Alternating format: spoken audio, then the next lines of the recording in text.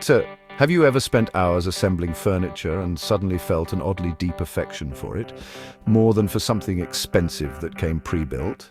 That's not just pride, it's psychology. What is the IKEA effect?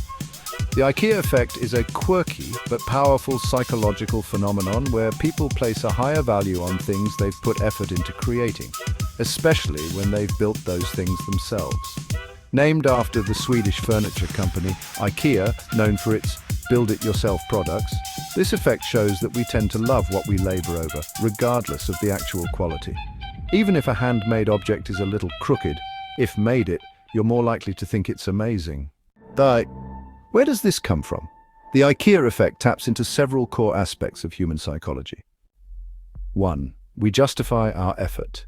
When we work hard on something, whether it's putting together a dresser or baking a cake, we tend to believe the final result is worth more. Why? Because it helps us feel that our time and effort weren't wasted. This is your brain protecting your ego. We naturally value what we own more than what we don't. But when we built what we own, that emotional connection is even stronger. It's not just a table now, it's table. You made it happen. Completing a project gives us a sense of accomplishment and competence.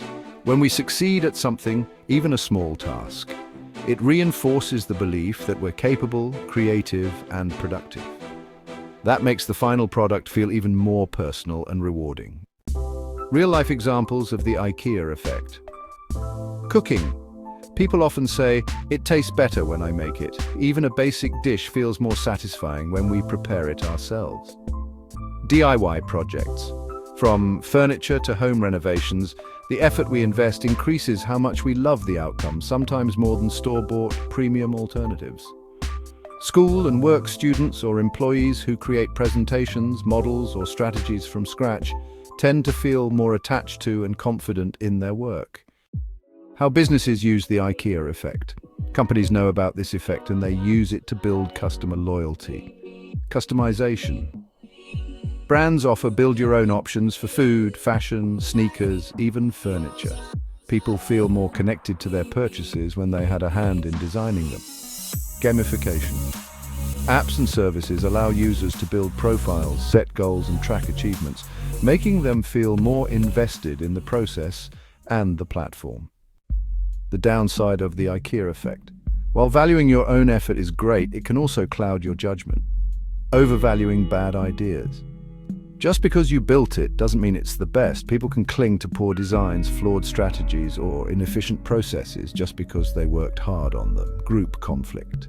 In team settings, everyone may overvalue their own contributions, leading to friction or ego clashes.